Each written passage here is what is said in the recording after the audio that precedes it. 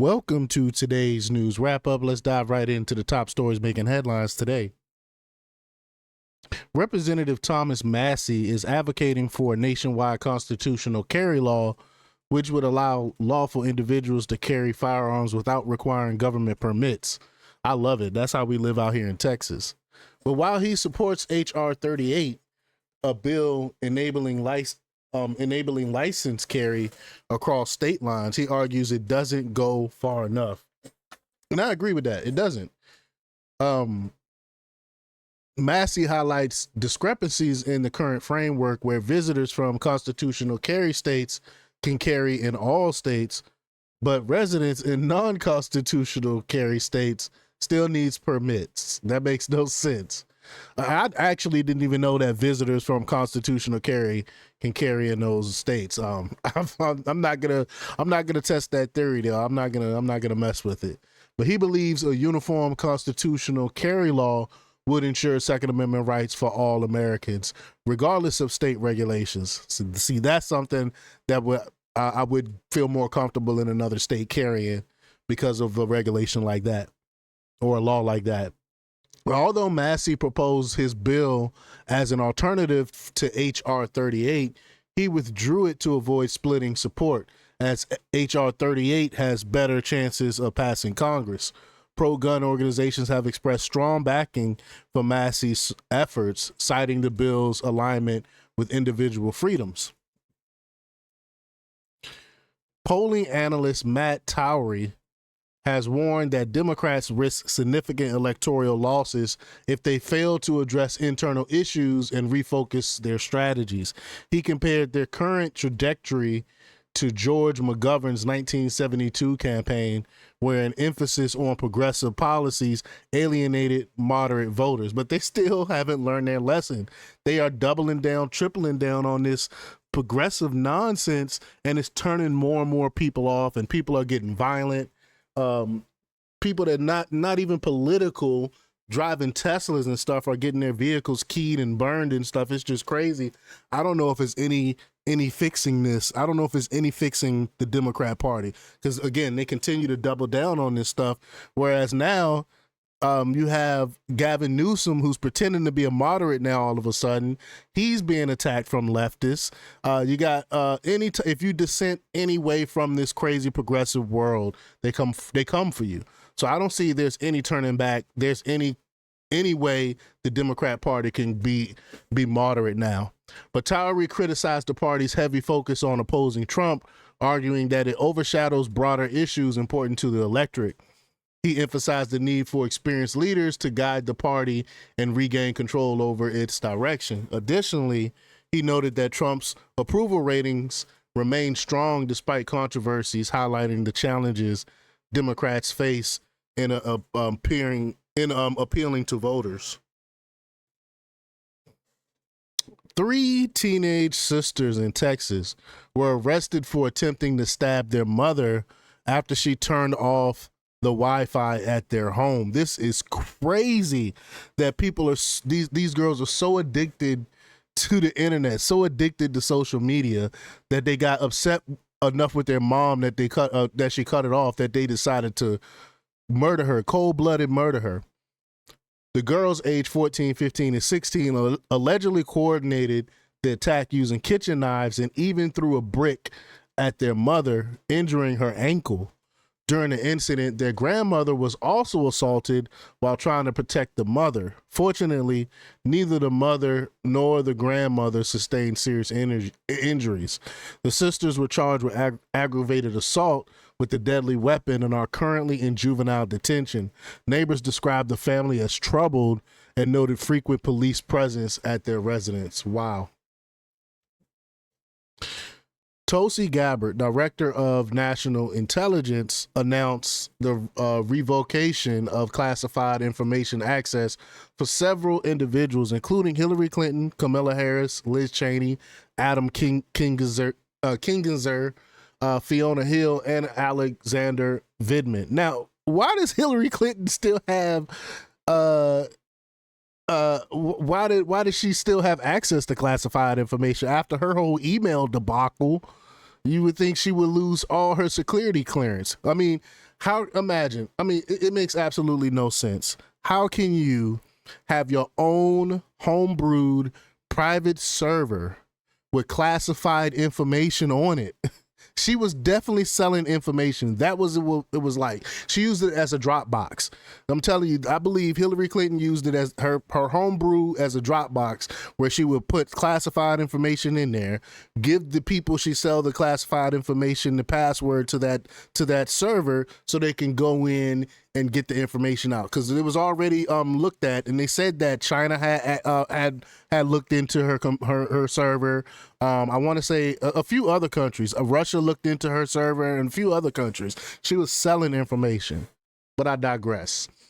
Acting at the direction of President Trump, this decision targets critics of the administration and former officials linked to the January 6th Capitol protest investigation or impeachment trials. He has every right to do this. They try to do him dirty. He has every right to do this. But Fiona Hill and Vidman were involved in key testimonies during Trump's impeachment proceedings, while Cheney and Kissinger served on a now defunct committee addressing the Capitol riots. Harris, following her electoral defeat, is reportedly considering running for California governor in 2026 as Gavin Newsom approaches the end of his term. The move underscores tensions between Trump and political figures opposing him. The U.S. House has voted to overturn regulations introduced during Biden's presidency that impose stricter energy efficiency standards on commercial refrigerators and freezers. These measures, aimed at so-called advancing climate goals, were criticized by Republicans and sensible people for increasing costs and limiting consumer choice. The resolutions passed through the Congressional Review Act, but the Senate still needs to vote on reversing these standards. Energy Secretary Chris Wright emphasized the importance of consumer freedom, postponing additional appliance regulations. The debate highlights tensions between environmental policies and economic priorities. A former Freddie Mac employee, Maria del Carmen Lopez Lozano, was arrested for making bomb threats against the company's headquarters in Virginia.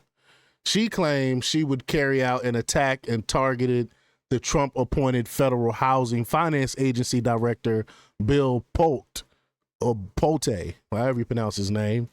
Lopez Lozano broadcasted herself driving to the Freddie Mac building and pretending to be a senior executive before being apprehended for trespassing, and issuing threats.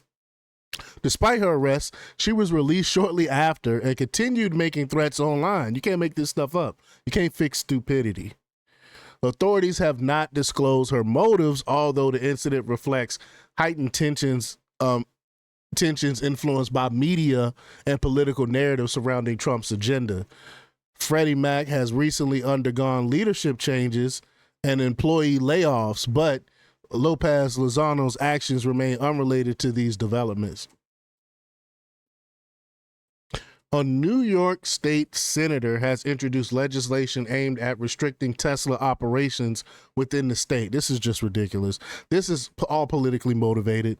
But the bill seeks to cap the number of Tesla's in-person sales locations at five and prevent renewal of sales certificates issued before January 2025.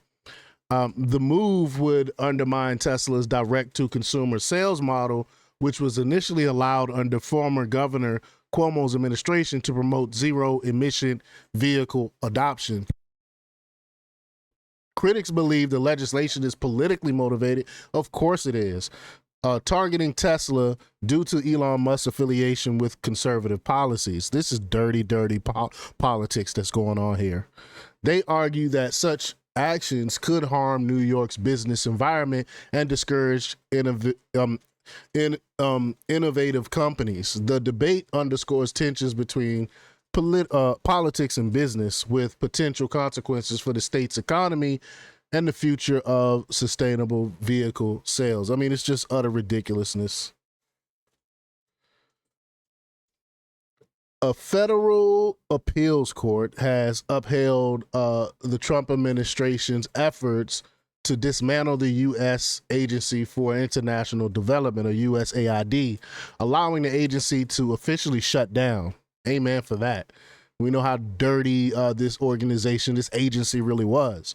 But the court overturned a previous ruling that required Senate confirmation for Elon Musk and the Doge team due to their unconventional role overseeing the process. I told you it wasn't going to stand, because you can hire out of government auditors to come in and audit the government. You don't have to. I mean, they're not going in and setting policy. They're only making recommendations, which is well within the purview of the executive branch. They're allowed to do this.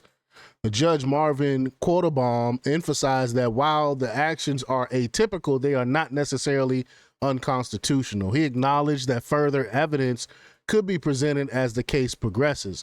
The decision marks a significant legal victory for the administration and raises questions about the balance of power and unconventional governance methods. Lastly, Russian President Vladimir Putin's limousine caught fire in Moscow near the FSB headquarters following an explosion, causing significant damage to the vehicle. Witnesses reported black smoke and intense flames, which were most severe at the rear of the car. The Aurorus limousine, known for its luxury and high security features, is part of Putin's official fleet and managed by the Kremlin's Presidential Property Management Department. Despite the severity of the incident, no injuries or fatalities occurred, and the exact cause of the explosion remains under investigation. This event has reignited concerns about threats to Putin's safety and underscores ongoing security measures amid heightened global tensions. Because we know that just yesterday, Zelensky came out and said that Putin's about to die. And we was all like, what's up with that? Did he have any clue that something like this was going to happen? I don't know. But that's all for today's news wrap up. Stay tuned for more updates, and don't forget to like, share, comment, and subscribe for the latest in news. Until next time, peace.